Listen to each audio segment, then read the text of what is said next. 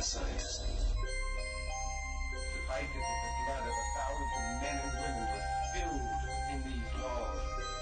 Limbs twisted and broken, eyes gouged from bloody sockets, flesh burned black.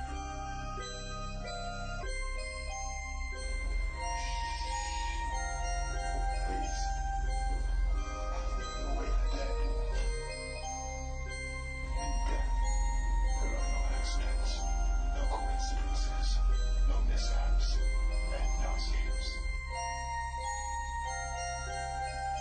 What you have to realize is that we're all just a mouse that a cat has by the tail.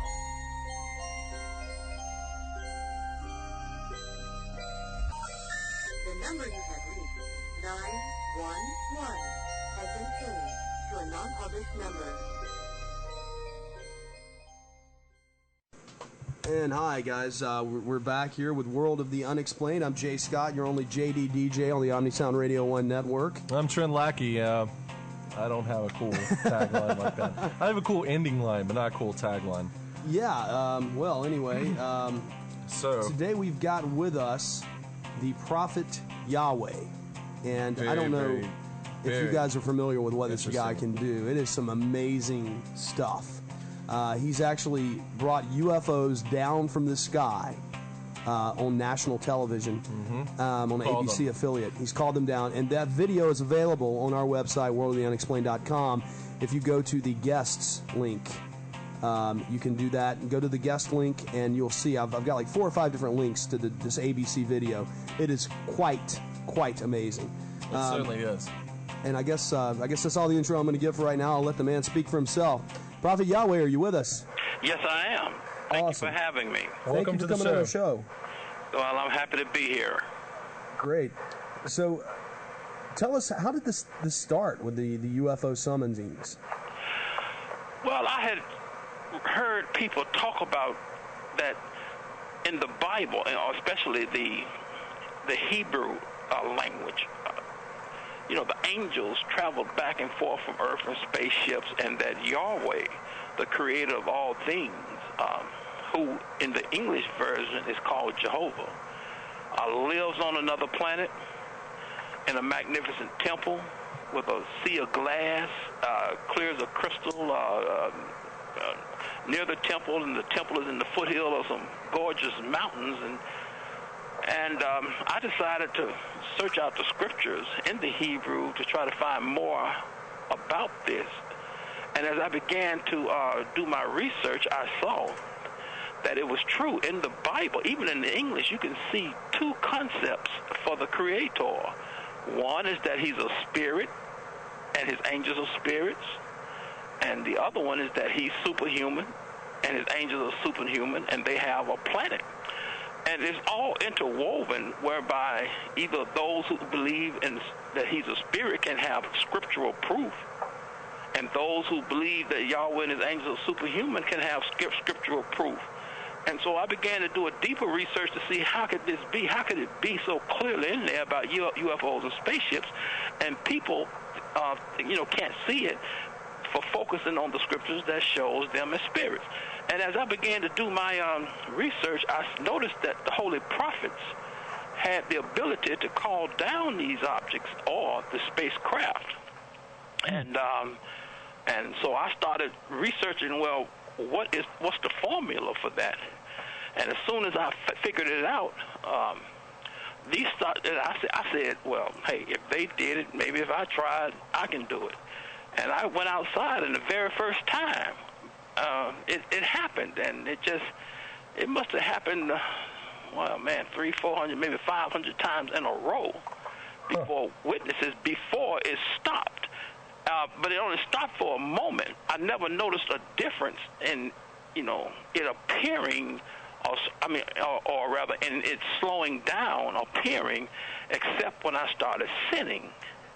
And I noticed that I started seeing that my sins came between me and the ability to continually, almost every single time, call them down. And so I realized I was under something deep, and I had to figure out, what these sins are, and how I had to try to live a holy life. And it's just certain things I cannot do. I cannot knowingly tell a lie. I can't be sexually perverse. I can't do any of these things. I must keep the laws of Yahweh as best I can, as long as I do it. And then I'm in favor with these angels, and they either will appear in their ships or send these UFOs. Well, two questions. Number one, in the Bible, are there particular scriptures, particular books of the Bible where this summoning seems more eminent? I can think of one offhand, maybe the book of Ezekiel in the Old Testament, but maybe there are others. That's the first question. And the second is, what is the formula, if you want to disclose that, for summoning them? Okay, there are spaceships and UFOs seen in a number of places in the Bible, but the Bible does not call them spaceships or UFOs. Right. Like if you looked at Exodus, I think that's 12th chapter, verses 22 through 23. If you looked at no, that's Exodus. Yeah, 12. 21 through 23, something like that. You'll see that when the children of Israel were brought out of Egypt in the days of Moses and Pharaoh, that it said that the Yahweh went before them in a pillar of fire, in a pillar of the cloud. Oh, yes. And when you look up those Hebrew words, hold on, that was Ezekiel, Exodus, the 13th chapter, I'm sorry, verses 20 through 22. Okay. And it said, and Yahweh went before them by day in that's the two words you have to look at. It says, in a pillar of a cloud to lead them the way, and by night in a pillar of fire to give them light, to go by day and night, verse 22. He took not away the pillar of the cloud by day, nor the pillar of fire by night from before the people. And it said he was in it. And when you research the Hebrew word, those words, pillar and cloud and fire, in the Hebrew, it meant something at a stay up, like a vehicle at a stay up. It glowed, and it was up in the clouds, something up in the clouds, and it said that Yahweh was in it, or the angels of Yahweh who come in Yahweh's name was in it. And there are other ones like 2 Kings, 2nd chapter, 11th verse, when Elijah was taken off the earth in what was called in English horses of fire and chariots of fire. Now, when you research those words, horses, chariots, and fire in the Hebrew, especially those of you who may have a Strong's Concordance of the Bible with the Hebrew dictionary, numerically coded to all of the English words, so you can look up those definitions, you'll see that in the Hebrew, they were saying that Elijah went up into heaven in a glowing flying vehicle that skipped as a bird in rapid flight, and so when they talk about how the Messiah is coming back, or how he left, I'm talking about the Gospels now. There's a lot of controversy about the Gospels. I won't get into that right now, but like in the Gospels, it said that upon his resurrection, people watched and he was taken up into heaven in a cloud, and it was said, in like manner as he left, so shall he return. And you see the return in Revelation, the 1st chapter, 7 verse, it says that he's going to return with the clouds of heaven, and that at that time the tribes of the earth were going to mourn. So the words clouds, chariots, there are other names were meant in English spaceships or UFOs. You can see the UFO in Matthew the 2nd chapter, when it talks about how the wise men were led to Bethlehem, and they followed the horses of fire and chariots they followed a star of Bethlehem. Excuse me. So you're saying that all these are space or UFO spacecraft that they're following? Excuse me? You're saying that, like, when the wise men followed the star, it was actually a UFO? Yes. Okay. See, it's a difference between the UFO. What the wise men saw was the very same kind of object that I was blessed by Yahweh to call down for KTNV ABC TV 13 to film. Now, see, that's a flying machine, a glowing flying object, circular. It probably was bigger than a car, and it was up there, and it appeared on command within seconds, and it flew across the sky. Then it turned around and came back. Now, that's what lets you know it wasn't a balloon. You know, everybody's trying to say on the internet. And by the way, if y'all want to hear all kind of trash about me or truth taken out of context or just straight out lies, all you have to do is do a search on Prophet Yahweh, and all those people that have you thinking I'm the devil in human form. You know, they saying that I lit up my friends. My friends lit up balloons about a mile away. Well, I saw that video. There's no way those could be. Not the way they move. There's no way those things are balloons. No. It's an amazing video. That's all I got to say about it. It's we've got a caller, okay. Prophet Yahweh. Okay. Hang on just a second. I hate to jump in with a caller this quick, but hang on just a second. Okay. Hi, you're on World of the Unexplained. Where are you calling from? What's your name? Hello? Yeah. Hi, is this Unexplained Mysteries show? I'm sorry? This is a show about unexplained mysteries, right? Yeah, it is. Yeah, I was told you have a guest on tonight named Prophet Yahweh. That's correct. Yes, we do. Yeah, well, I had 3 debates with him last year, and he did really terribly. And I heard that a couple people sent me emails, and they told me that he's been going on a lot of shows, and he's been really talking bad about me and everything. Well, he can hear you now. Well, my name's Pastor Harry of SatansRapture.com. I like to, see what this guy's up to now. Okay. Prophet, are you still with us? Yes. Well, I haven't really been talking bad about him as much as he's been talking bad about me. See, Patrick... I don't ever talk bad about you. I just ask you questions, and then you refuse to answer them. And then you finally admitted that you were a black Muslim, and you were involved with the Farrakhan movement, and you said that you believe in a race of black aliens that are going to come and kill all the white people, and you said I'm the first one to be killed. Listen, for you to be a pastor, you ought to be shaming yourself for telling such steps. Why should I be ashamed of your words? Hold on a moment. Hold on. You're trying to use interjections to control the conversation. If you're going to ask me something, allow me time to answer like I did you. No, you're trying to use the same tactics I used to defeat you into trying to defeat me. Now, listen, I don't mind answering your questions. You see, first of all, you're a liar in several different ways, and you know you're a liar. Let me finish, and then I'll listen to you. Deny your own beliefs. Hold on, can I finish, and then I'll listen to you? Go ahead. Well, shut the hell up. Whoa. Okay, guys, we're on a couple of FM radio stations, so please watch the language because the FCC regulates that. Yeah. Sorry about that. Go right ahead. Yeah, but like it's in the Bible, and so hell is in the Bible. But the thing about it is this. I am in no way, shape, form, or fashion associated with Islam, Muslims, Farrakhan, or any of those organizations.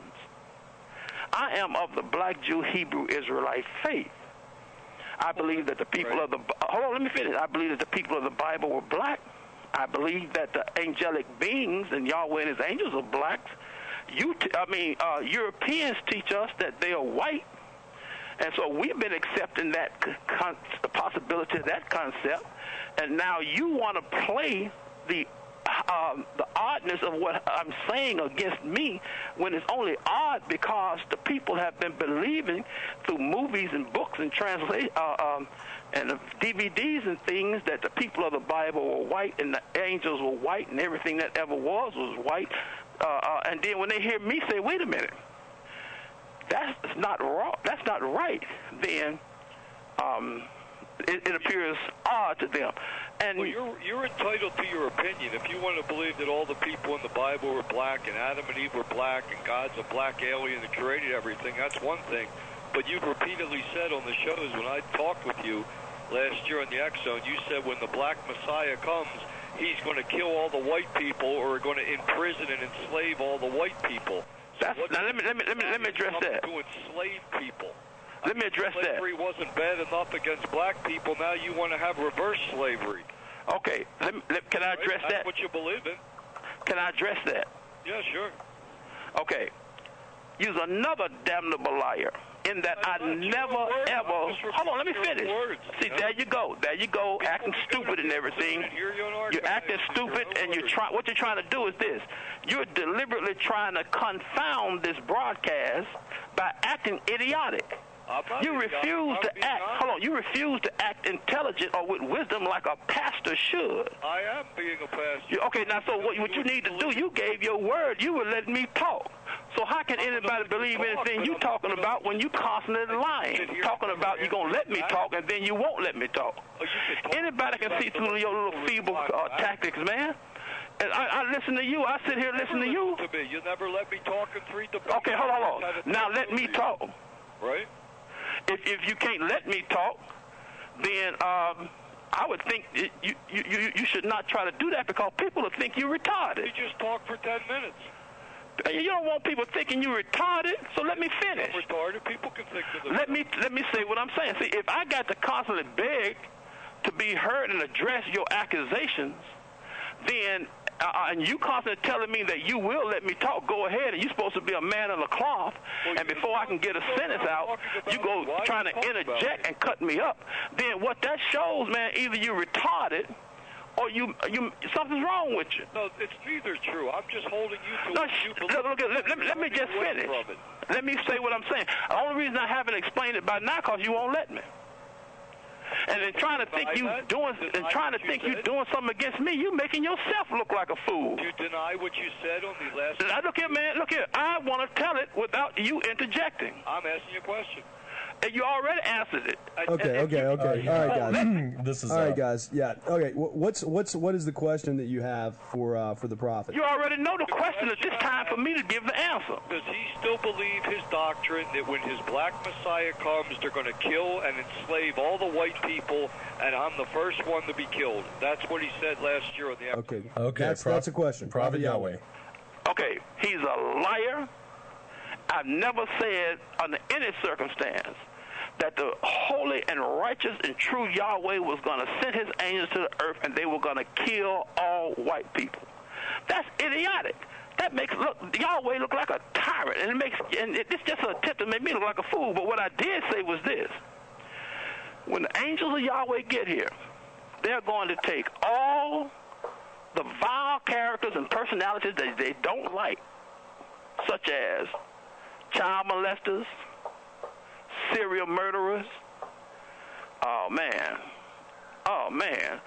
homosexuals, lesbians, and all of the people that are like that and the wicked, and they're going to kill them all off. To such a degree that Psalms will be fulfilled when it talked about how that in the kingdom there will be no wicked people, not a single one. You can look from one end of this earth to the other end of the earth, and you will not be able to find one single person. I admitted that according to biblical prophecy, there was going to be a moral cleansing of humanity when the Messiah and his angels come to take humanity back from the devil. And I said that the main people that were going to go first were the religious leaders who are lying to our people, got them thinking that what they're teaching them will get them eternal life, when in actuality it would get them only eternal damnation, because organized religion is doing nothing but telling people lies. And then I told him that since he was a religious representative of organized religion, he'd be the first to go. So there you go. You're saying when your black Messiah comes, he's going to commit genocide. He's going to lead a Holocaust. He's going to kill millions of people. Well, you can see that right. You can see that right in your New Testament in St. Luke 19:25 says that, man. It says these words. It says that these are the words of your Jesus. It says in St. Luke 19, chapter 27, verse. It says, "But those mine enemies, which would not that I should reign over them, bring hither and slay them before me." So the enemies of the Messiah will be destroyed. Not only that, all of them, the wicked and those who have Yahweh has dislike over the centuries since the dawn of time are going to be cast into a lake of fire. So that's a spiritual genocide. It's going to be a physical genocide, and it's going to be a spiritual genocide because humanity is gone crazy. Planet Earth is the nut ward of the universe. So you admit that your black Messiah is going to lead a second Holocaust like Hitler, and he's going to kill millions and millions of people? Yes, the wicked. The wicked. Yes, that's just what Christianity teaches, man. That's what your own religion says. They not only that, they're going to take them all and then cast them physically into a lake of fire forever. Okay, guys, hang on just a second. I've got a question from someone in the chat room. Ask him if all Christian leaders are child molesters. Well, I don't even see why that person would ask me something like that when it's clear that they are, all of them are not. But Christianity has the largest percentage of religious leaders who are child molesters. One Catholic church, so-called father, was on the Phil Donahue show, and he swore up and down that 60% of all the Catholic priests were homosexuals.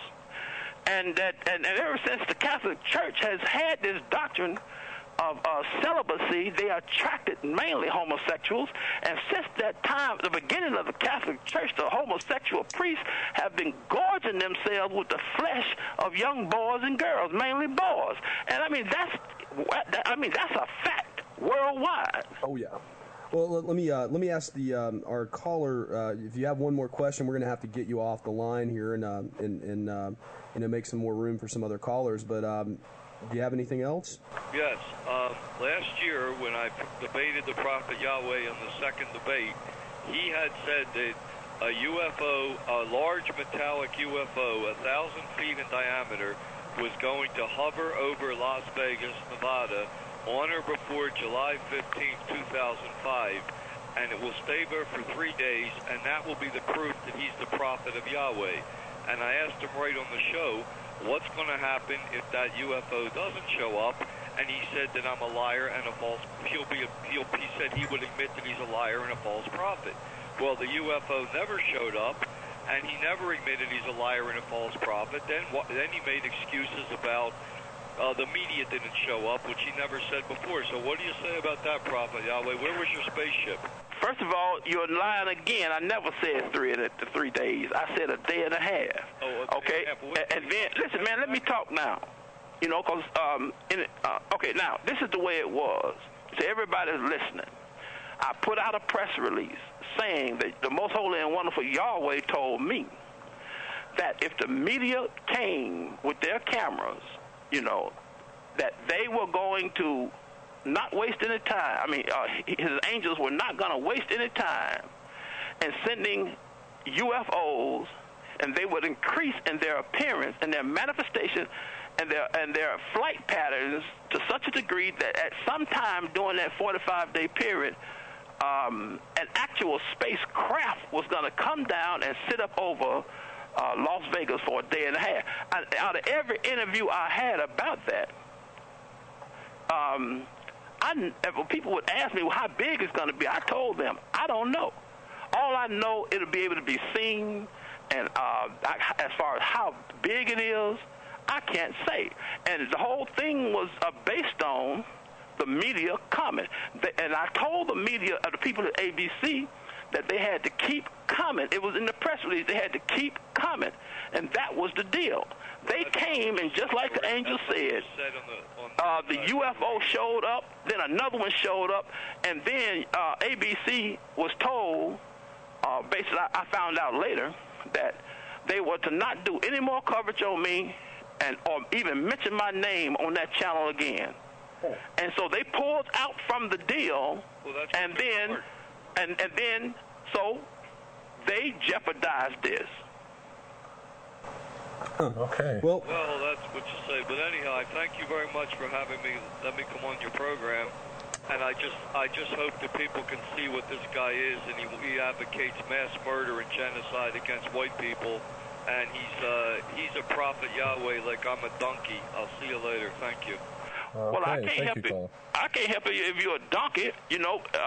But the thing about it is that I am not talking about this happening to all white people. See, what you have are Christian religious leaders who know that I represent an intense and powerful threat against them.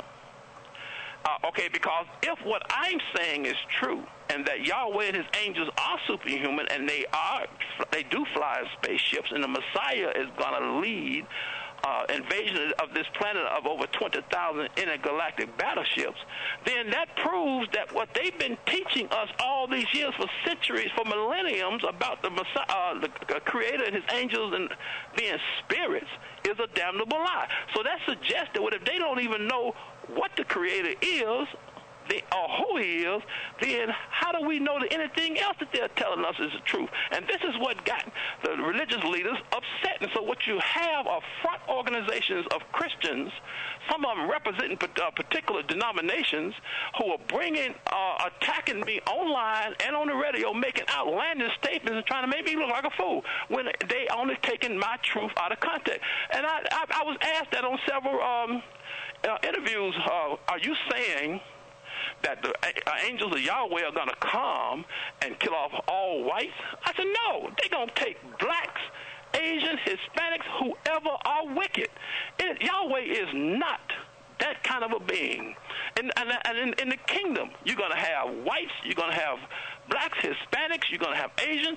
So what is this nonsense this man is trying to do? He's coming, telling obvious lies as a religious leader. And if you all think about it, it don't even sound right. I mean, why would a UFO in the name of the Creator start appearing on my queue if I was a damnable liar like that?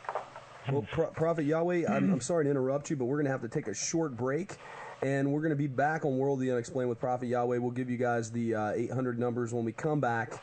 It's on the webpage, worldoftheunexplained.com. I'm Jay Scott. I'm Trent Lackey. Sorry. And we'll be right back after this. Okay, see you in a bit. This is Eileen Dietz from The Exorcist. You are listening to World of the Unexplained. And we're back with Prophet Yahweh. Prophet, are you still with us? Yes, sir. Okay, great. Now, I know that you've had... Oh, go ahead. I'm sorry. That was something the Prophet wanted to address about the caller's last point concerning slavery, and he wanted to address that real quick before we move on. So go ahead. Go for it. Okay, listen. I am not a racist, neither is Yahweh a racist. What these Christian leaders who are fearful of me are doing is twisting everything they can that I say into something that alarms white people. And like, what he's talking about is this. One day in an interview, I think it was either with him or somebody else on that show, I told them this. In Isaiah, the 14th chapter, verses 1 through 3, it reads, "For Yahweh will have mercy on Jacob and will yet choose Israel and set them in their own land. And the strangers," meaning people of other races, "shall be joined with them, and they shall cleave to the house of Jacob." Verse 2. "And the people shall take them and bring them to their place, and the house of Israel shall possess them in the land of Yahweh for servants and handmaids. And they shall take them slaves whose slaves they were, and they shall rule over their oppressors." Now, that was Isaiah, the 14th chapter, verses 1 through 3. Then I told the people that this is not talking about everybody on earth going into slavery to the black Israelites once we return back to Israel. I showed them the scriptures where these are the prisoners, those locked in prisons on the earth, felons, capital murderers, and all this here, who will be released from prison to come back to our land to serve us. And the scripture shows that their duties and what they'll be doing. They'll be working our farms. They're going to be working. They're going to be doing everything. And so when I showed all these scriptures, Prophet, we've got another call apparently. Yeah, but this ain't talking about wholesale slavery. This is talking about the criminals. Hello, caller? Yes, hello? Yeah, hi. You're on World of the Unexplained. Hi, how you doing? My name is Suretsi. I don't know if you remember me. I had called when Dr. Al-Sadawi was on. Oh, yeah, long time ago. Dr. Al-Sadawi. Yeah, you. Sure. What do you have for the Prophet? You're in New York, right? Yeah, absolutely. Okay, great. I got a question for our friend here. Sir? My name is Prophet. Just call me Prophet. Prophet, what's the name again, sir? Yahweh. It means prophet of Yahweh, but I prefer the people to feel free to call me Prophet. Prophet, yeah. I'm actually familiar with it. I've seen the video. I think it was Feet to Fire you were on, and I listened to that interview at that time as well. And, I just wanted to say I totally agree with everything you have said. I don't know about, I saw the UFO, and just like everyone else, I'm shocked, and I thought it was amazing. I don't really know what's going on there. I'm just inclined to believe it because of what I've seen. I don't have any information about that, so I can't speak to that. You understand what I mean? Yes. But as far as, you talk about the people in the Bible who are black, I'm sure the host will remember I brought up the issues with Egypt and the statue of Saint Maurice and how he was said to be Egyptian, and he looked black and everything, but yet I had, arguments with my peers at class and wherever about the racial makeup of Egypt, which obviously has to be, it's common sense that it is black. The ancient Egyptians were black. If the Ethiopians today and the Somalians and the Sudanese people are black people, every African country is black people. Obviously, Egypt is not an exception. And yes, so I'll just say, let me just finish. Okay. I won't take up a lot of time. I'll just say that, obviously, people that attack you whenever you bring these up, instead of discussing it, they attack you are challenged by it, and they have something to defend. It's not about truth for them. It's pride and ego, and it's putting forward one identity over the other. And what I'll say to them is this. You call yourselves people of God, or you're a Christian or you're Catholic, and priests coming on and saying all this stuff, all you're doing is hurting yourself. It's just like some guy on the street that will lie about something that he thinks all it does is hurt yourself. It doesn't. The truth is what we need here. We need to get to the truth. We need to know these things because there's a reason why slavery happened. There's a reason why AIDS was created and people in Africa are dying right now. There's a reason all this stuff is going on. And to act like evil doesn't exist, okay, is madness, okay? And to defend it means that you are going to pay for it along with them, and that's what the devil wants. He wants you to side with him. So he just props up people's egos to trap them in this thing. And you know what? If you don't have the courage, if you don't have the dignity, if you don't have the wherewithal to see what's happening, you deserve to be sacrificed with him. You deserve to pay. Okay, I don't care if you're white or you're black. You know what I mean? Because, we talk about President Bush and what he's doing in Iraq and the other, but who's standing right beside him? Condoleezza Rice and Colin Powell. So it's not a black or a white thing. It's morons and good people. Wow. Evil and good people, okay? And yes, that's all I have to say. And it's eternal life. Ultimately, it's eternal life against damnation. See, what we got to find out is what is the truth whereby our souls can be saved. That's the ultimate thing, and I agree with you in the things that you're saying as well. But we have to also keep in mind too that the concept of the people of the Bible being white and everything that ever was being white it's the foundation for white supremacy, and it's absolute racism, sir. I'm sorry. Yes. Go ahead. Yeah, it's the foundation for all white supremacy. All white supremacy is rooted into the biblical a biblical-based lie that the original bloodline was white and that blacks came about as a curse. And so, but the thing about it with me is this: if the original bloodline was white, so what? I mean, but tell me how I can escape these eternal flames are coming. If it was black, so what? But I feel good knowing that it was black. But to me, it's not black or white. To me, it's, man, listen. It's truth, sir. I'll just say this, and I'll get off the phone, and then you can answer and everything. I know I'm taking up some time here, but I'll just say this. It's not a black and white issue. It is simply the truth. And if there's to find out why these things are happening, we need to know who is who and when, okay? And it's just an ego-based thing. People are being brainwashed because they're being put on the forefront. You know what I mean? Yes. But the thing the greatest quest for all of us is what truth will grant us eternal life in the eternal kingdom that's to come.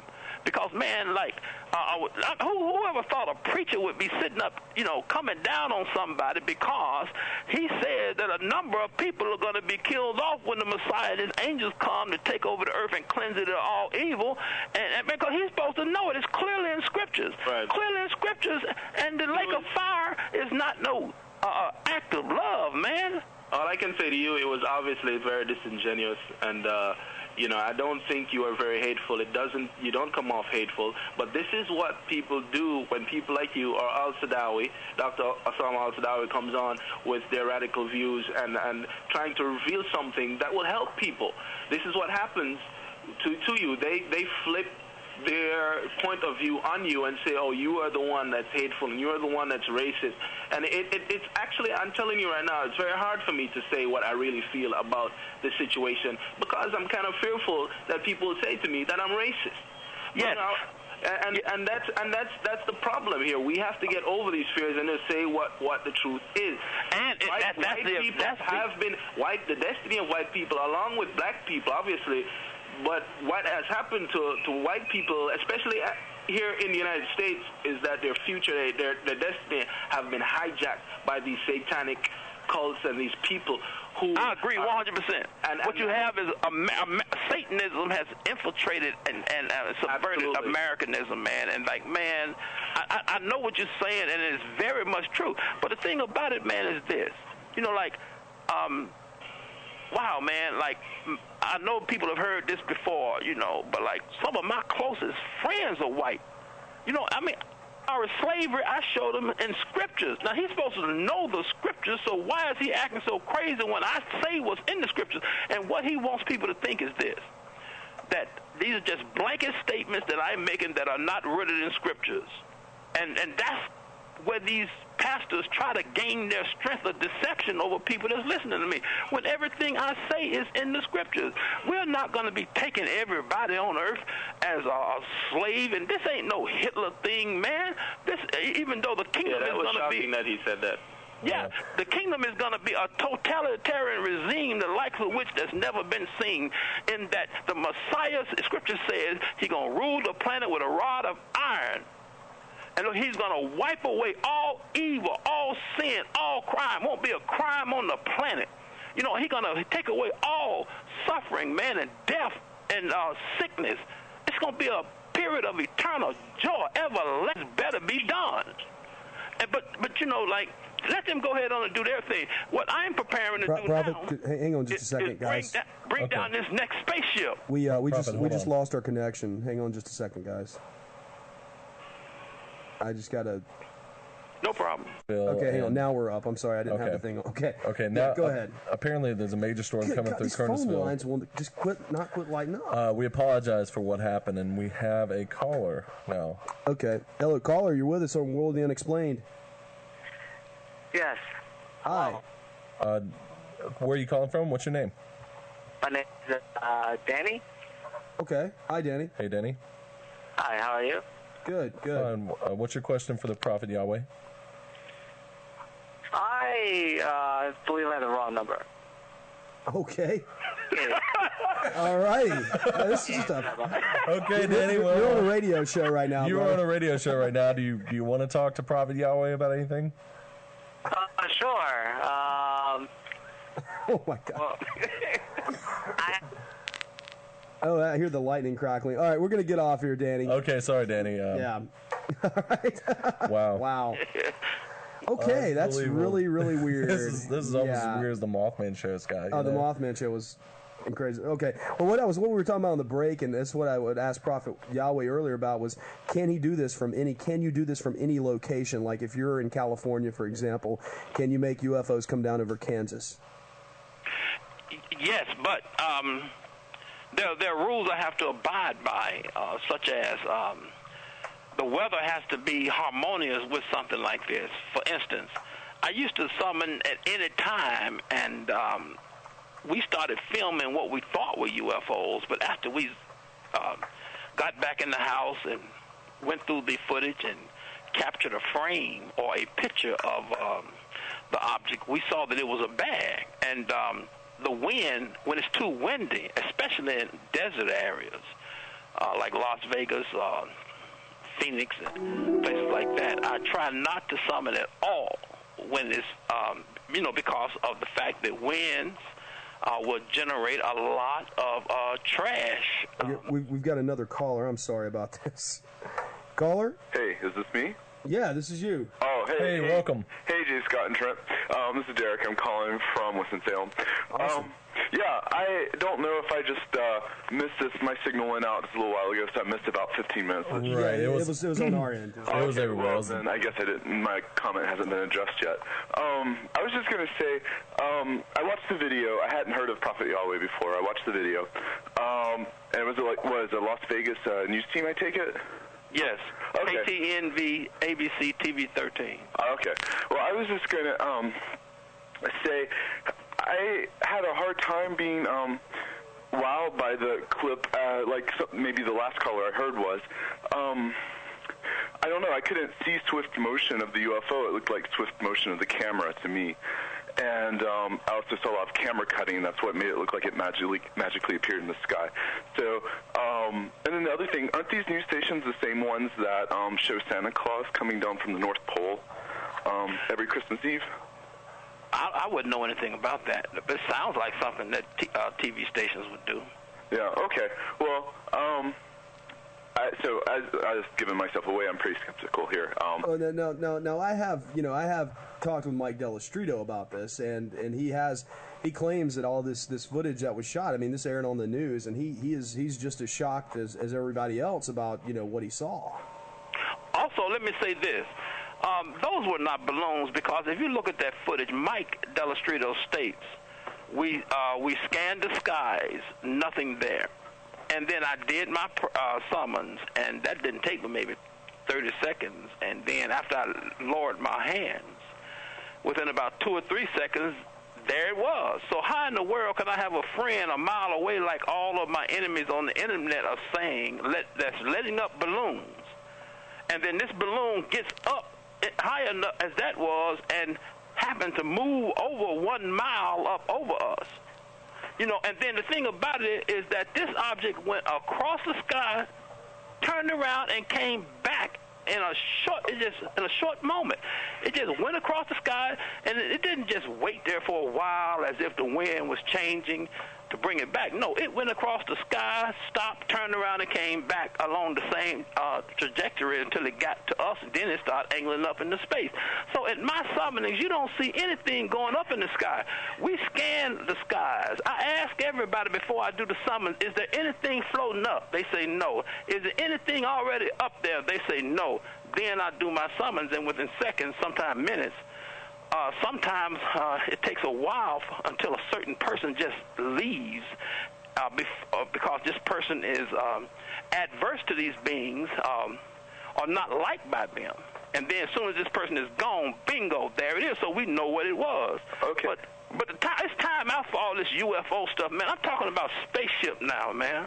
Okay, well, I just wanted to make the point that news broadcasts aren't always necessarily 100% documentary sorts of information. But I did want to ask 2 questions going back to, one was actually already asked by the host at the beginning, and I didn't hear it addressed unless it happened when they went offline.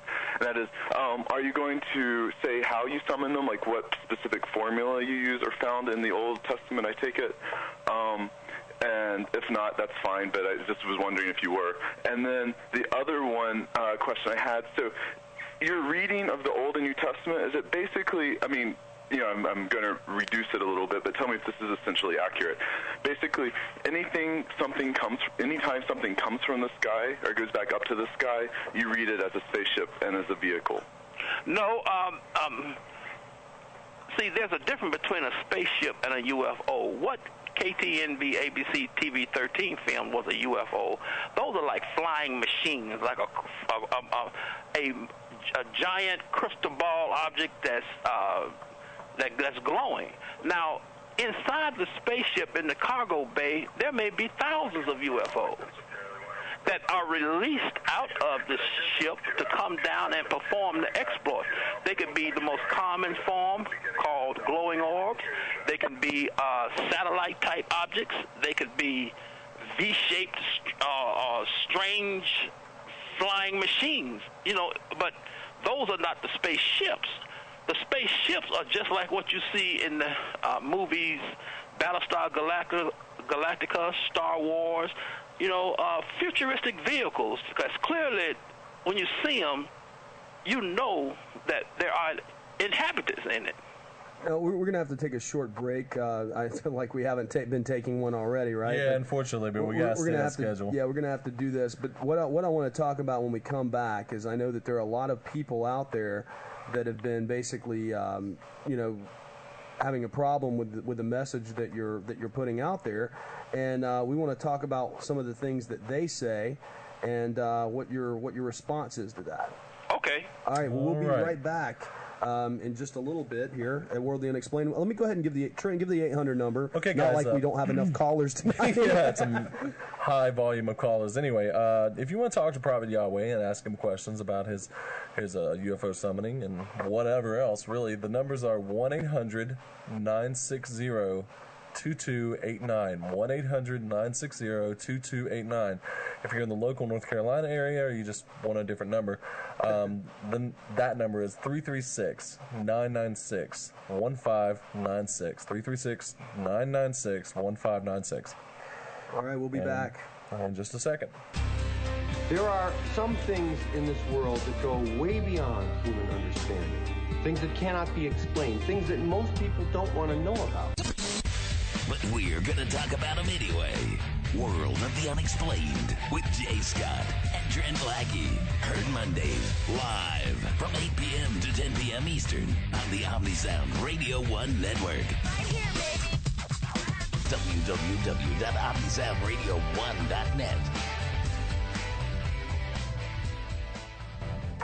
And we're back to World of the Unexplained with Prophet Yahweh. Prophet, are you still there? Yes, sir. Okay.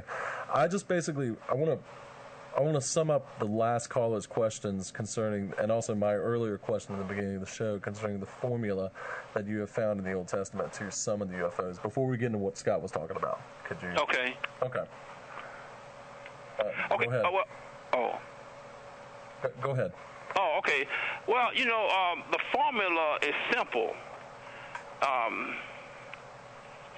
Let me show you one spot whereby you can see this thing happening here. I'll give you an example. Okay.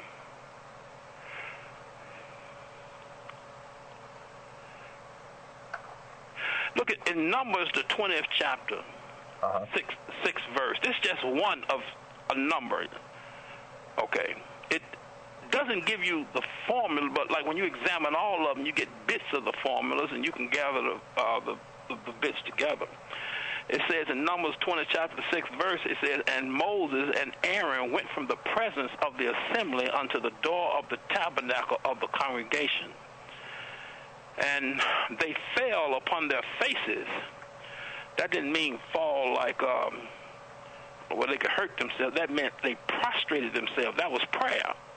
The Israelite prayer system is similar to the Muslims' prayer system, or should I say, the Muslim prayer system is similar to the Israelite prayer system because they got it from us. But the thing about it, Moses and Aaron fell on their face. I mean, they prostrated themselves in prayer. Then it says, "And the glory of Yahweh," which is one of the terms used for the spaceships. Now is not the time to go and look up several of those terms so you can clearly see that it does represent spaceships. But it said, "And the glory of Yahweh appeared unto them." Now, the spaceship appeared in the sky, and so one of the first rules of the formula is that you got to be a worshiper of Yahweh.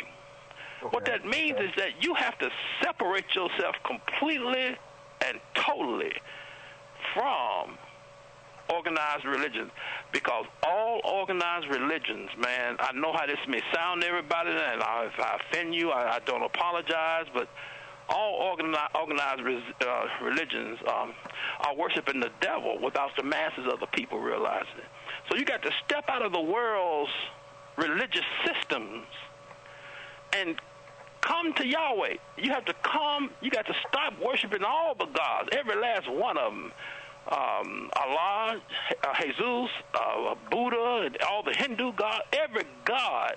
You have to every religion of the gods, you have to step away from and come and present yourself to Yahweh. Okay, now let me interject some things here. I've heard from some of your critics a lot of different things, Prophet Yahweh. Yes. One of the things that I've heard is that you believe that you are the new Messiah. Is that a correct? Okay. Apparently that's not a correct statement. Whoa, boy! Oh man, that's awesome. Oh, excuse me. I didn't mean that. That was a genuine laugh. It caught me by surprise, man. I thought you was going. Fair enough. Man, if I'm the Messiah, woe be unto the world, a bigger fool I can be at times, man. Look here. That is nowhere true. Oh, my goodness. What I do believe, though, is that according to prophecy, it said in the last days, an interim governor or ruler or king of the black Israelites would be raised up by Yahweh, and his job was to coordinate the creation of our government that would reign over us once we are returned back to Israel, and to function as a liaison between the nations of the earth. And you believe you're that person. You know what? I believe that I am that person, but at the same time, I believe I might not be that person. But the thing about it is this person that's to come according to prophecy, and you can see that in Jeremiah 30th chapter, he was going to pick nobles or senators or his own government people, and he would be like a governor, ruler. Some translations say even king over the people, a temporary king, only until the people have been taken back to Israel and until the eternal king or the Messiah comes. You know, the Christians leaders, they really don't know the Bible like people think. They don't know of the prophecies of the end time ruler that would be anointed by Yahweh. And his office would be established for the awakening and gathering of the Israelites and preparing the Israelites for their journey back to our rightful land from out of all nations where we were scattered slaves. Now, that's me, according to Jeremiah 30, and I can show you that right quick. It reads in Jeremiah 30th chapter, it says, it says, in the first verse, it says, the word that came to Jeremiah from Yahweh, saying, thus speaketh Yahweh, creator of Israel, saying, write thee all the words that I have spoken unto thee in a book. Verse 3. For lo, the days come, saith Yahweh, that I will bring again the enslavement of my people Israel and Judah, says Yahweh, and I will cause them to return to the land that I gave to their fathers, and they shall possess it.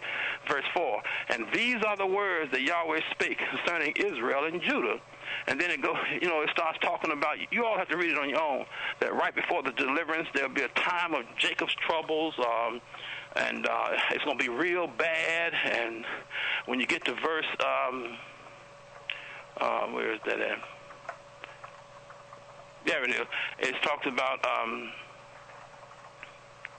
how in verse 21 it says, and their nobles shall be of themselves, and their governor, in some translation their ruler or their king, shall proceed forth from the midst of them, and I will cause him to draw near, meaning to come to them after they've landed, and he shall approach unto me, for who is this that engages his heart to approach unto me, says Yahweh. When you read all of Jeremiah 30, and in that part, verse 21, you see the prophecy of the end time king, but he's not the Messiah, or the end time governor, because we got to be brought back to the land of Israel as a function as a sovereign and independent nation. We just can't be dumped over there with no government, no means of administrating the affairs of our nation.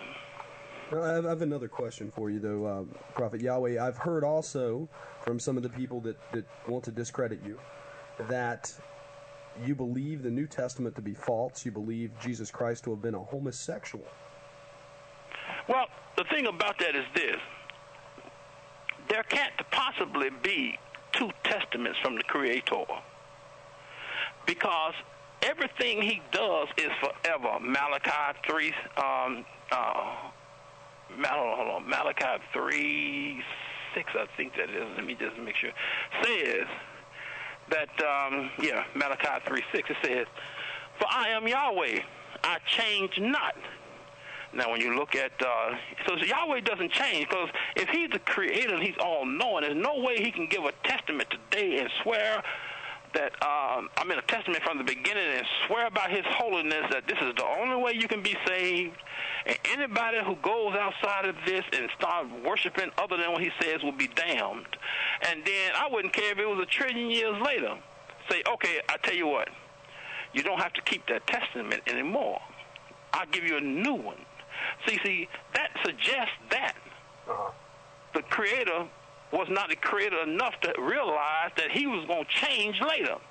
So people don't understand that it's impossible for the Creator to give two testaments. One cannot give way to another either, because that means the first one was not eternal. No, Prophet, we've got a caller. Hang on just a second. And then I want to tell you about the Jesus homosexual thing. Okay. Caller? Yes, hi. Oh, hey. How are you, Laura? Yes, Hey, how's it going? Hey, Laura. It's going fine. Hi, Mr. Yahweh. A prophet do. Hi, how are you? I'm fine. Just a couple of things. I'm not one to judge. I understand that, a lot of people can go through bad times in their life and turn their life around and become a different person. Right. But, given that you have quite a battled past, how does that affect how you are now? What did you say? Given the fact that you've had such a rough past, how does that affect your judgment today? Well, there are two types of mental illnesses. There are one is when you have a chemical imbalance of the brain, or you were born with some type of defect in the structural makeup of your brain. Okay, well, you're wrong on that, but continue. Well, what's the other one? There's no such thing as a chemical imbalance of the brain. But continue. Wow. Well, I wish you would email me and let me know about that, because I take. Well, I worked in the mental health field for a long time. I'm just telling you. I did too. Okay. I worked for the Department of Mental Health for some time, and but anyway, we'll get into that. If you would email me with the proof, go ahead. But anyway, thank you for the correction. I learned something. Well, I hope to learn something. But anyway, my problems mentally over the years, trying to understand what was happening with me, since I was hearing voices that called themselves Yahweh, that were directing me and demanding that I obey, because one day they were going to use me, stretch me to the limits. Let me tell you. Woo-wee. Okay, so you're saying that all the medications that they gave you did not work, and that in reality you're not mentally ill? Yeah, that's exactly what I'm saying. Because I took a lot of that stuff, and it shut down a lot of the hyperactivity of my brain, but it could not take away the voice. What I mean by the hyperactivity of my brain, like I have the ability to walk up to people and sense things about them. I've been known to just go up to people and tell them things about call names out of their family and talk about what just happened to one of their members and what they could do to change this. Or like a lot of people call it psychic, but to me, it's just a part of the makeup of the brain that most people don't know how to activate, but or that hasn't been activated. But that part of the brain, the hyperactivity or the psychic aspects of it, were drastically shut down. I couldn't read people anymore. I couldn't sense that somebody around the corner was laying in wait for me. you know, and know who it was. I couldn't see through buildings anymore in order to see if a bus was coming down the street that I wanted to catch to go somewhere, you know. Okay. So all what that does left. that tell you, though? Doesn't that tell you that it corrected something that wasn't supposed to be? I would say corrected because I would say that it subdued certain aspects of the brain because, see, we're taught that there are only 5 senses, but there's a 6th sense, and we're not taught how to deal with the psychic aspects of the mind. I had nobody teach me. I had to find out on my own. And what happened is that this voice would tell me every once in a while, see, you're taking that medication, but it cannot stop me from talking to you when I want to talk to you. The voice said, no matter what you take, you cannot stop me from talking to you when I want to talk to you. And so I went through all that, not wanting to because I was normal. I couldn't see. I couldn't, wow, man, I was normal. I couldn't stand it. I went back to the psych and told him I ain't taking this mess. And but anyways, in the end, the voice proved to me that it was of Yahweh because all the other voices shut completely, voices and other things shut completely down. So you had voices that were not so good. Well, all the voices of Yahweh were good, but I would put it like this. The problem with the voice that I had, even though they were good, was that they were training me. It would tell me something like what I heard recently, you know, go on a fast. The first thing it was break your 40-day fast, do another fast, do 2 days more. I want you to do a 42-day fast. I say, okay. I finished that. Just a few months later, I hear, now break your 42-day fast by 2 days. And I did 44. And then I came to 47. I said, wait a minute here, man. And then, you know, like, oh, wow. So many fasts, 40, 42, 43, 44, 47, against my will, except for the first one. And so, well, in a way. So it was controlling me, but it was preparing me. You know, it was... And you're sure that's not detrimental to your health? No, I studied how to do a fast. The first one I did not, and I had a lot of problems. But you know, I learned how to. It's a way to fast. Like when I fast now, I take certain supplements to protect my eyes and my nerves and my brain. But still, at my age 54, I'm finna break my 47-day fast and give the greatest length that I can of Yahweh. Being wise, I'm under doctor's care about that. And I'm not talking about mental health doctors or anything. I'm just talking about regular doctors. And so if they say... And the voice of God would tell you to do something that would harm you? Well, the thing about it is this. He teaches you how to do it. If you don't do what he says, how can you learn? And, I mean, like, Jesus, he did 40 days, 40 nights without anything, not even water. Same with Moses. So this shouldn't be a surprise to you unless you're not really religious and don't know the Bible. But, like, this was like to prove your mental fortitude and your mental strength to take you into an area where very few people have ever been and train you. And for the moment that they have at hand for you. But, like, getting back to your original question, like, my mental illness was a software problem. It was not a hardware problem, okay? And I cured myself after realizing what was happening to me. A lot of people out there hear voices and everything, and they automatically think it's of the devil or something's wrong with it. You know what? You're doing a great disservice to a lot of mentally ill people by telling people that you healed yourself, because there's a lot of people out there that cannot do that. They need medication that undoes all the hard work that mental professionals work on to try to spread good information around. I agree. Okay, so you should be saying that. Hold on. What I agree with is this, and I thank you for correcting me on that because I didn't phrase that right. I am a fierce defender of the mental health institutions You know, I mean, because I have seen so many people's lives change and become so much better through medication.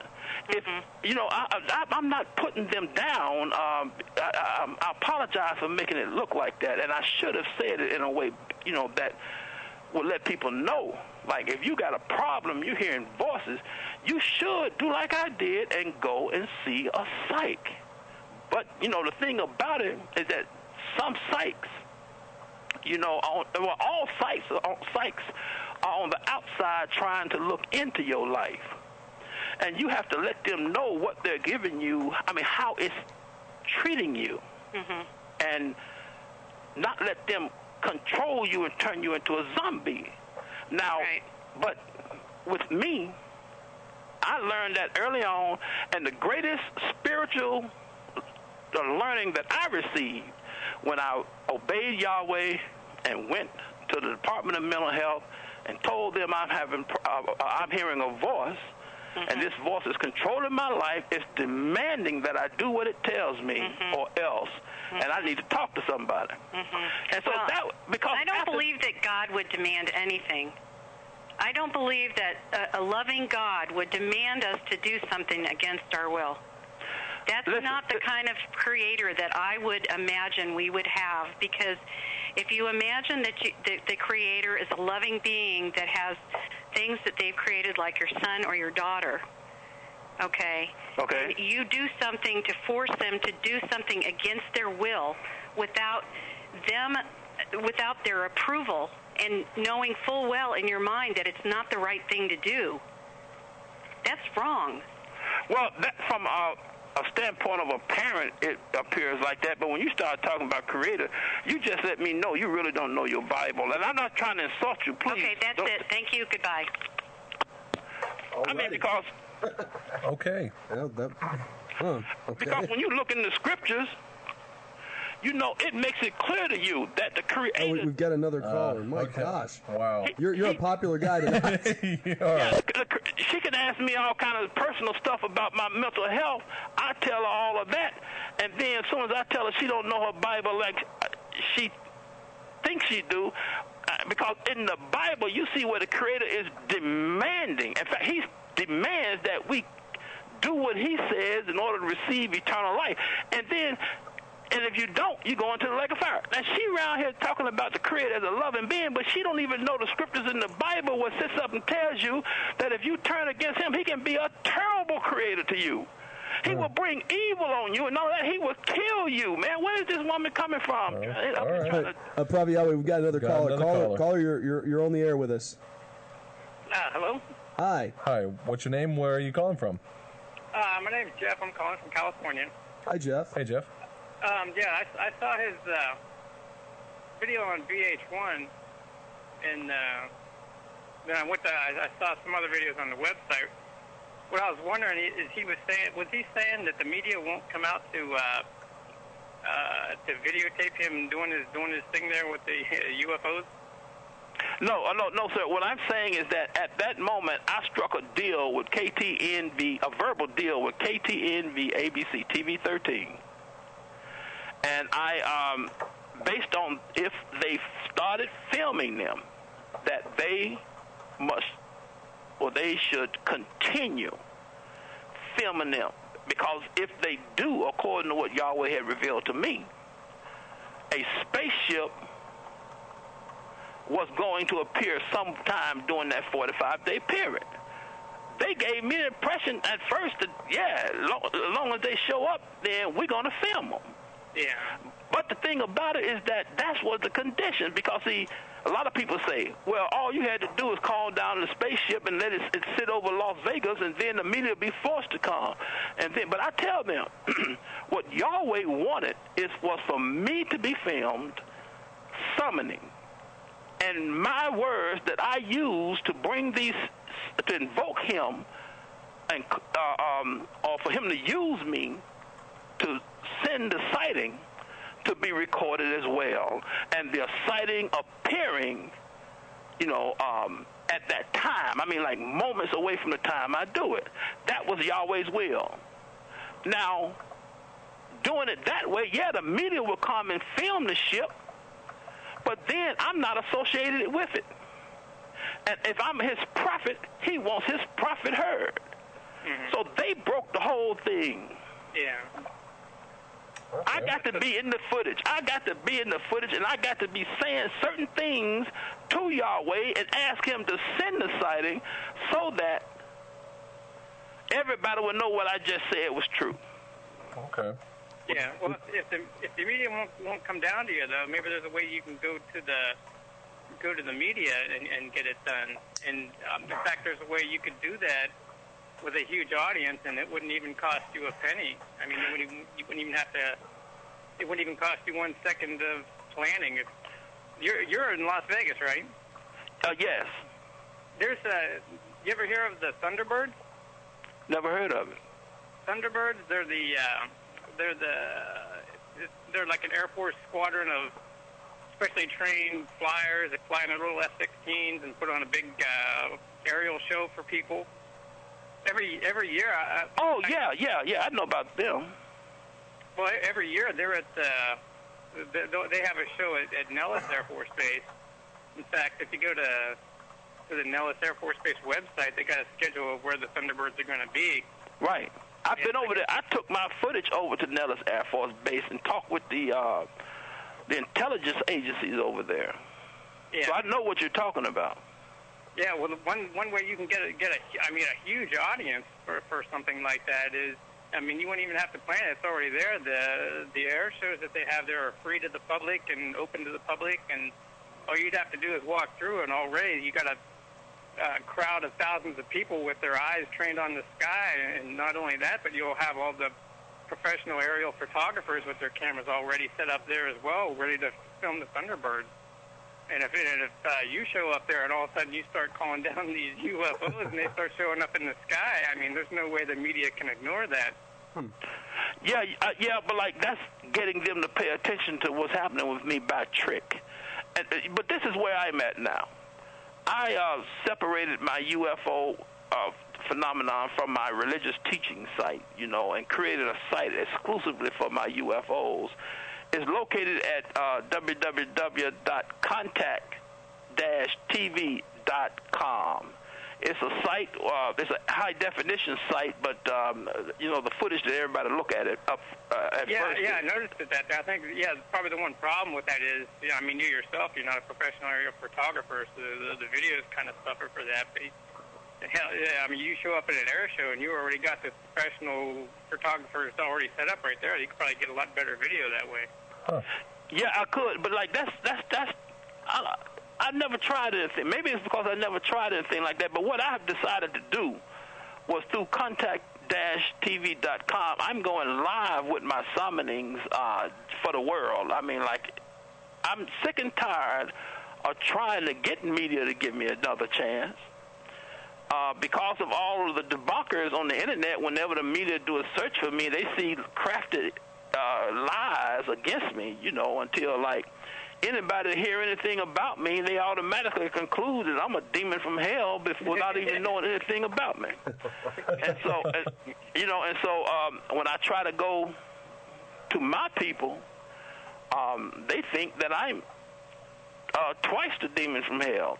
I thought I would be able to find some type of connection with my own people, but so far it's been disastrous. In fact, now there's a group planning to kill me out of my own people, and and made a worldwide live public proclamation that it was coming to take me out. And I said, wow, that's adding that death threat to all the other death threats. So I decided, well, like, what I'll do is just go live. I have a live summoning site, and nobody knows where it's at, and I can just go out there, throw my hands up, and do my thing as I go to all 50 states. I want my summonings to be live each time I do it in all 50 states. Eventually,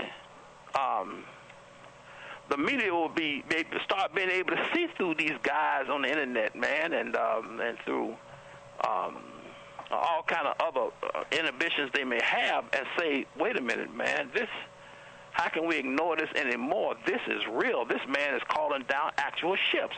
And that's another thing, too. I'm going after the ships that appear. Like, if you go to contact-tv.com, you see all of the previous UFO clips that, not all of them, just those I just put out there. But no craft are there except for one, you know.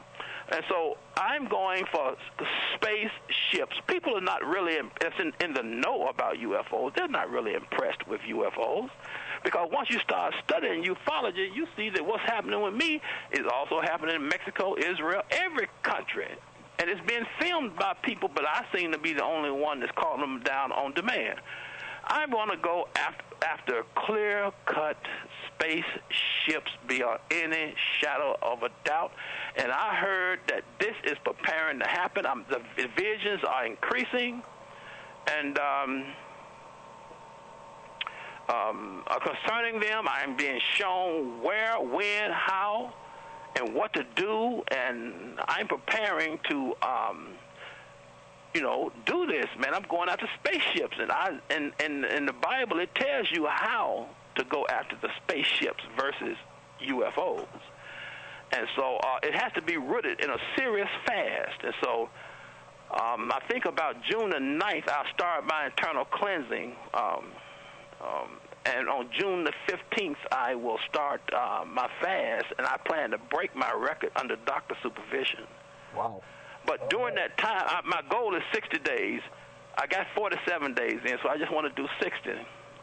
And but at some time during those first 30 days, from what I'm hearing and seeing in the visions, I was going to capture the world's first spaceship in high definition. And I really look forward to this. I believe it. I'm really willing to stake my life to it. But I think I'm preparing to do something that's astounding. You know, I went to every other direction, and now I got my own worldwide live broadcasting station, and I'm just going to go to the world and just make the footage available, you know, and so people throughout the earth will be able to have it. Wow. Okay. You know, of spaceships after spaceships after spaceship, interrelated with UFOs, the likes of which have never been seen. But see, this is my moment. My moment. What does all this mean? From Yahweh, it means that I am the one He's chosen to wake my people up, shake my people up, stand them upon their feet, and prepare them for the exodus out of all nations of the earth where we were scattered slaves. Our time for being in a land that's none of ours, speaking a language that's none of ours, a part of a culture that's none of ours, is over. It's time for us to be delivered. And it's in biblical scriptures about the return of Israel. Okay, I'm gonna stop. Yeah, Jeff. Yeah, thanks so much. Thanks so much for calling, Jeff.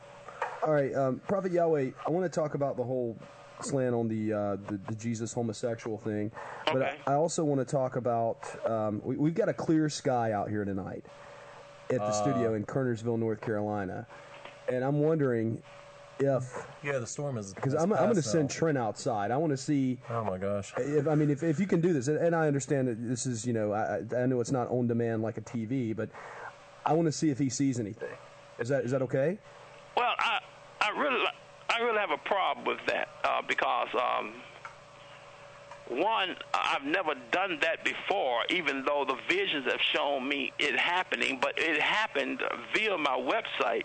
Okay. And we had cameras at the other locations. There were cameras in different regions that were able to film what showed up, and we were able to see what showed up where I was at.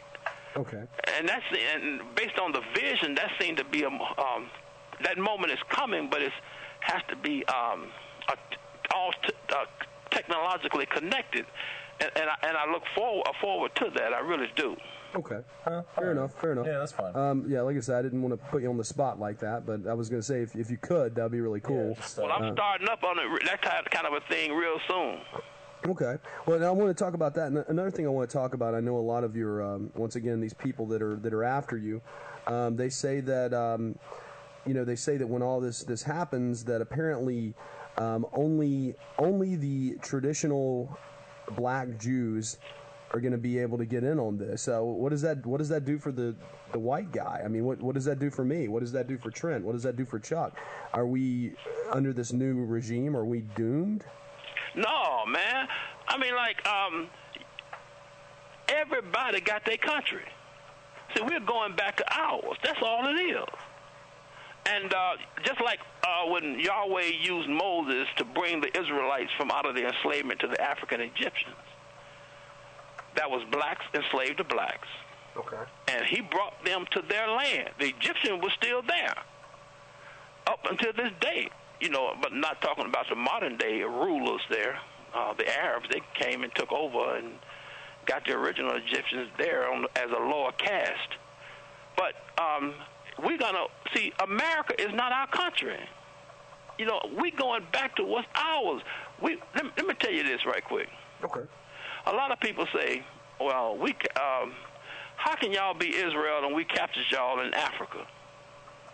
I told them, and it's a documented fact to anybody that want to do their research. All you have to do is research the fall of Jerusalem to the Romans. It happened in 70 A.D., okay? Okay.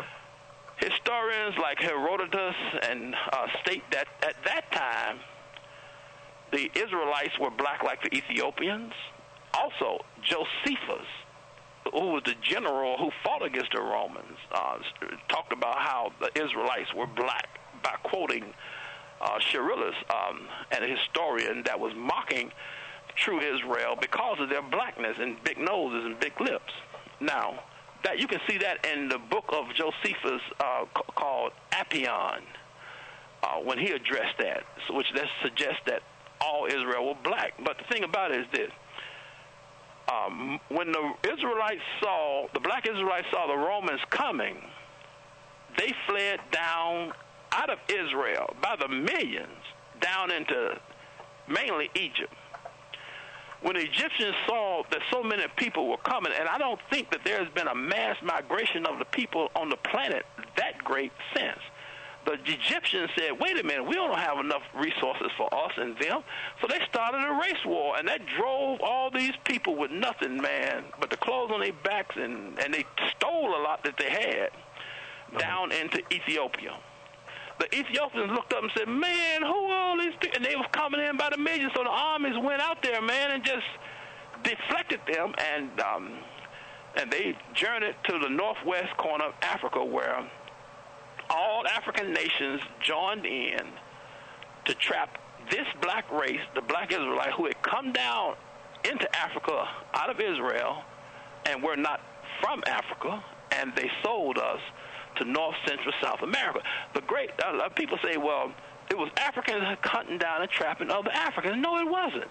It was all African people hunting down and trapping another black race who had come down from Africa who was not from Africa. And history shows us about the flight of the Jews of Israel out of Israel down into Africa during the Roman invasion of 7 A.D., and we went down into Africa by the millions. Those of us that stayed and fought against the Romans were eventually captured and taken slaves to Rome. Yeah, there's still a large contingent of black Jews living in Ethiopia right now. Yeah, and, man, but look, man, they are really bad. I mean, they are like, wow, man, they are suffering. They are, wow, if you only knew what they were going through. But they are, they're called the Falashas, but the vast majority of our people, just took that trek up into northwest Africa. Now, after the Africans had gotten just about all of us out of Africa, they may have, gotten some African tribes that they didn't like out, but the vast majority, I would say 99% of the slave trade was the black Israelites who were captured and sold by the Africans. We just beat a new record tonight. We've got 28,000 internet listeners right now. What? And we've got 28,000 people listening to this right now. Hey guys, and that's just on the internet login. That doesn't count what we're having from our other radio stations that carry us. But 28,000. They Very got cool. 28,000 people listening to this That's broadcast. right. But like, Yes. see, a lot of people know that when a lot of people are learned. You see, you got two kind of people that know the Bible. Those that know it from an in-depth learned standpoint, and those who have read it and accepted the modern-day traditional interpretations of it.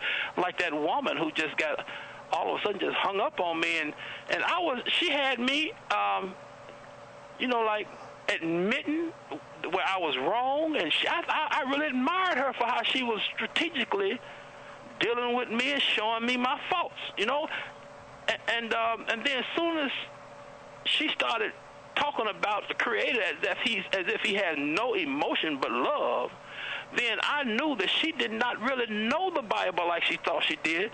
And I told her I wasn't trying to insult her, but it's just true. I mean, he has all of the emotions that we have. I mean, boy, anybody that has truly read the Old Testament and the New Testament, they know that Yahweh is more than just love, man. He has wiped out entire population. Hey, what was the Great Flood? The Great Flood, he wiped out everybody that had life. All things that had breath except for Noah and those that came with him. So, and does that sound like a God of only love to you? Well, I mean, it's the Old Testament God. The angry God of righteousness, the and wrathful justice, and wrathful. Sodom and Gomorrah. Well, I want to get into this. We've only got about 15 minutes left, or actually 10. But what are these claims that I've heard about Jesus being a homosexual? Did you make these claims? Is that true? What I said was this. These are the original claims. Okay. I said, in Jesus, if people read the Last Supper, no, it wasn't the Last Supper. It was when the Messiah was having, it might have been the Last Supper, but he was having dinner with his disciples. It said that he took off his clothes and he wiped their feet. Okay. All right? Now, it also said that after he had, because that suggests he was naked in front of them, which was taboo according to the ethics of the Israelites.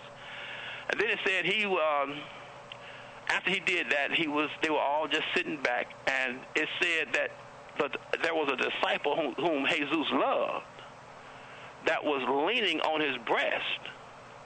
Now, you can't lean on a person's breast unless you're in between his arms. Okay. And then the story said that Jesus said one of them was going to betray him, and Peter signaled the guy laying on his breast to find out who this person was that were going to deceive him. And then in the story, it says that this person laid Jesus back. He wasn't leaning on him anymore. He was lying on his breast. Okay, and there are other scriptures in there that suggest an intimacy that Jesus had with one of his disciples, which is utterly impossible for our Messiah to have done. I mean, it was impossible for the disciples to sit back and watch this person that Jesus loved, which suggests he loved them in a way he didn't love them, or he loved this person in a way he didn't love them. There was no way the disciples were going to sit back and watch a man leaning on his breast and then lying in his breast in his arms. That's out the question. And so my contention is that a lot that is written about our Messiah can't possibly be true because it violates all the codes of ethics and the laws of Yahweh. Okay, now, in another spot, it makes it look like that the reason why Jesus got captured by the Romans, which if he was the Messiah, he should have sensed them coming long before they got there, was because he was somewhere with a man or a boy who was walking around with a naked sheet. It said, and the Romans grabbed the sheet and the boy fled away naked. And this boy was in an intimate place at an intimate time with Jesus. And also, where exactly are you getting this from, Prophet? I'm just curious. Oh, the scriptures? Yes. Okay, hold on. Okay. think that was Mark. Hold on.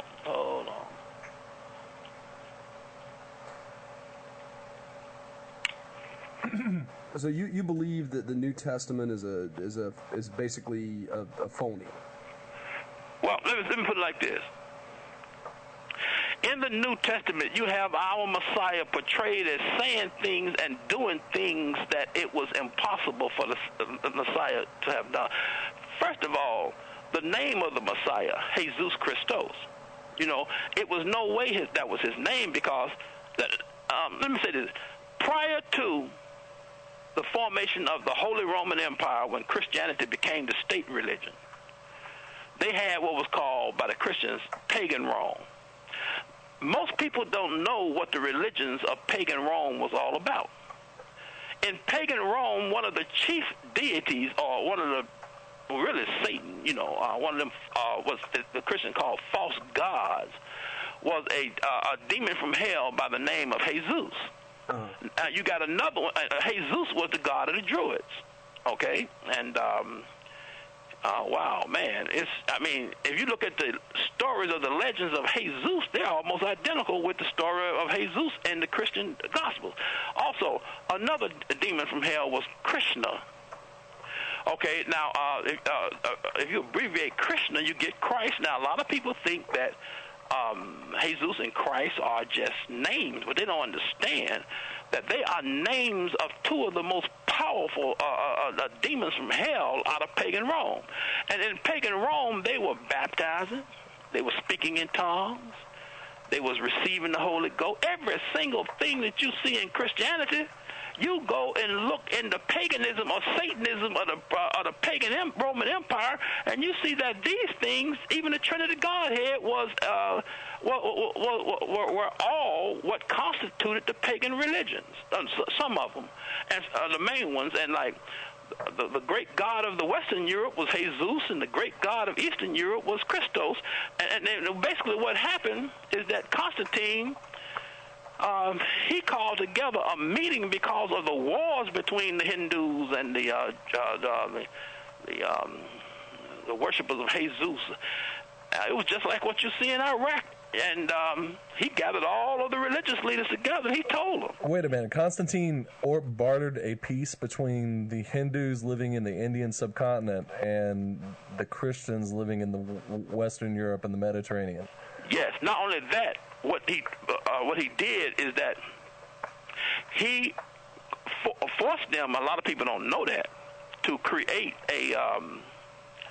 another religion that was a combination of all the religions of Europe into one master religion, and that religion became known as Christianity. And Jesus Christos could not have been the Messiah's name. Also, the scriptures show so many of the rites and rituals of Satanism in being taught by Jesus to people, and that are being kept going even by the preachers today. What I'm saying is that the pagan Roman Empire became the pagan Roman, or the pre-Christian religious systems were brought over into the Christian era and combined and given maybe a new name, and it was Judaism. It was the language of Judaism, especially from the Greek standpoint, that gave it its flavor, and as a result, the ultimate false religion of all times was born. And they tell us, like, there's no way the soul could be saved except the name of Jesus Christos. And see, this is the devil's way. I mean, getting people to worship the devil without them even realizing it, man. What I'm saying is that the Christian Jesus Christ is the devil in disguise by name. And all they wrote about him, from having men all in between his arms and laying in his arms and being with naked boys under sheets and things like that, that's impossible. All I'm saying is that the Messiah came. I'm just wondering where you get this from in the Bible. That's all I'm asking. It's there. Hold on. Let me find you one example. Okay. of it. Hold on. Because I don't have my glasses. Hold on, I'm messing up. I can't see that well. Hold on. Okay, no problem. But, and I know how that sounds. I mean, like everything in red is something that the Messiah couldn't have done. Oh yeah. Give me my concordance right quick.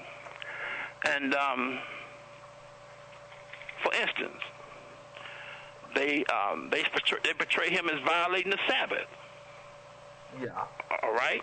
And you can see that in Matthew the 12th chapter. No, I know that. I was just asking about the homosexual references, though. Hold on, I'm almost there. Because normally I had that memorized.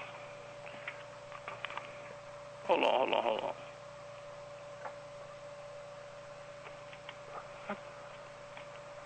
What was that?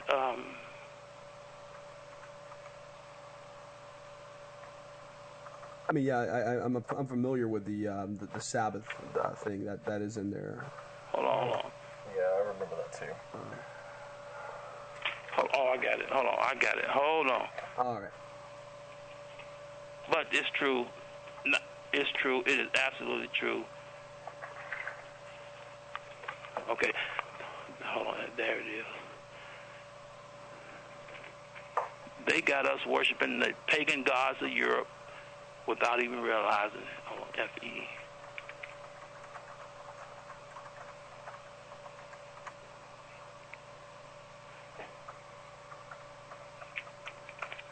I'm almost there.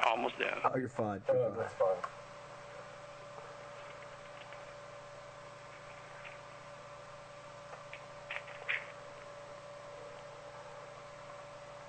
But if you guys want to call in, it's your last chance. 800-960-2289. That's 800-960-2289. Kind of running out of time. Oh, yeah. Oh, there it is. I got it. Hold on. If you look at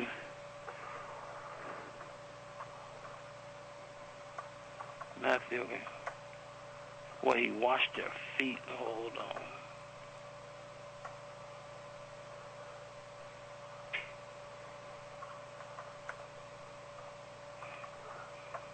I was specifically thinking of the young boy quote. That's the one I wanted. The washing the feet thing, But the young boy and the whole the thing you were talking about earlier. That's the one I was just curious about.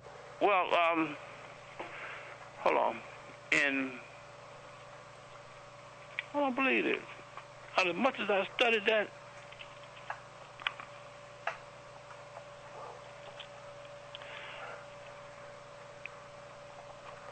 we've got a caller. I got it. Okay. One of the places you can find it is John the 13th chapter. Okay. Okay, there it is. In John the 13th chapter, excuse me for taking so long. Oh, you're fine. It's just my mind is tired. 54 years old. My memory. I say I suffer from half-Heimers, but instead of Alzheimer's. Anyway, in the third verse of John the 13th chapter, it says, Jesus, knowing that the Father had given all things into his hands, and that he was come from God and went to God.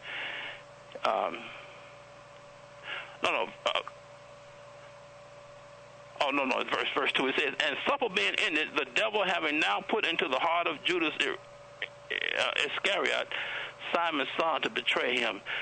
Jesus, knowing that the Father had given all things in his hands, and that he was come from God and went to God, for he rises from supper and laid aside his garments. Now listen, there he laid aside his garments and took a towel and girded himself. And this is before their eyes. Verse 5. After that, he poured water into a basin and began to wash the disciples' feet. Okay. And to wipe them with the towel wherewith he was girded. So anyway, to wipe the feet with the towel means he had to take the towel off. Yeah. No, the one that I was referring to, though, was the one with the child. That's the one I was looking for. I don't know if we have enough time for that, Scott. We might want to take that caller. I've got a caller here, though. Hang tight. Hello, caller. You're on World of the Unexplained. Hey, how's it going? Hey, how's it going, Jeff? What's up, Jeff? A real quick question, then I'll get off here and listen to his response. But I was just wondering if you could talk about Yahweh actually being the deceiver in the Book of Adam and Eve in the Dead Sea Scrolls. Good question. Thanks, Jeff. Thanks. Well, scriptures talk about that in the writing of books there is no end. You can see that in Proverbs, you know, and it's no. This man is only trying to lash back at me by blaspheming Yahweh as being a deceiver when because he feels that I have blasphemed his Jesus Christos, and by claiming that the Christian deity is really two pagan gods out of pre-Christian Rome. I mean. Out of the pre-Christian Roman Empire, and that all of the rites and rituals of paganism or Satanism is now in the church, from the adorning of the cross and speaking in tongues, baptism, and all these things that they say we must do in order to receive the eternal life are the very same things that the pagan priest, the satanic priest, had everybody doing prior, 1,000 years before Christianity. And so I can understand him being upset and trying to get a slick one in, but that don't work when anybody got in the sense. Yahweh is the creator. He's not a deceiver. And as far as that verse that you wanted to see, when I look, you can look up the word naked. And that's chapter 14 of Mark, verse 51. It says. I'm sorry. I'm trying to follow along here. Mark what? Oh, I didn't know. Mark 14. And look at verse 51. Okay. It says, and there followed him a certain young man, having a linen cloth cast about his naked body, and the young man laid hold on him, and he left the linen cloth and fled from them naked. Now, but the thing about it is that before that, if you look up, you'll see where, he and this boy was,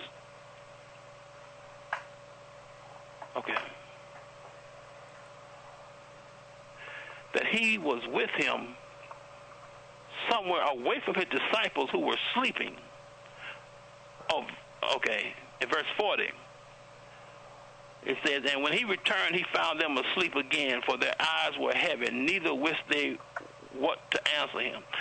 He came and they were sleeping, and he called them up from their sleep. And but he was with the person that was following him. Not only that, this person that was following him came looking from him from the place where him and Jesus were at. Because the disciples, when you read that, you'll see the disciples were asleep in one area. Jesus and the young man or the boy with a sheet and naked or somewhere else. And it doesn't say that Jesus had a homosexual relationship, but what it shows is that the Messiah never would have let men lie in his chest, in his bosom, especially in front of other men. Neither would he have allowed a naked young man to be following him, in a sheet, as if he was coming to see what was taking Jesus so long to come back to where they were initially at. These are subtle suggestions, and I say that these suggestions make the Christian Messiah look like he's a homosexual, or he had homosexual tendencies, because he was doing unnatural things with young men and with sheets. And there's another one in there about where Probably Yahweh, I hate to cut you off, but we've just run out of time. Yeah. And I do appreciate you being on the show. Thanks so much, Prophet. But let me say this. Listen, I'm not saying he didn't come. The Messiah didn't. He came. What was written about him that they shoved down our throat is not the truth about him. So the question, how do you find the truth? The truth is found about the Messiah in the Old Testament prophecies about him. Okay, well that's good enough. Yeah, if you'll just hang on the line, we want to talk to you for just a bit after this, and but we'll be right back. Okay. Okay.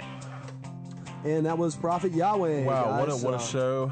We have no time for a comment. Really. Yeah, really, we don't. But we've got 1 minute here, and we're going to get out of here. But come see us next week. I don't even remember who we have coming on next week off the top of my head. Do you remember?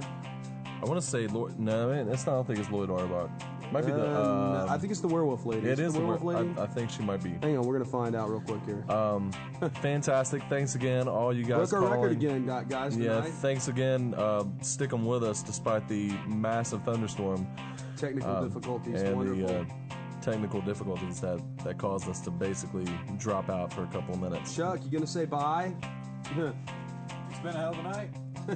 All right. Wow. It has. Yeah, it is. Next week, Linda Godfrey, Hunting the American Werewolf. All right, guys. Until we've next had a good week. time, and I guess we out. Scott.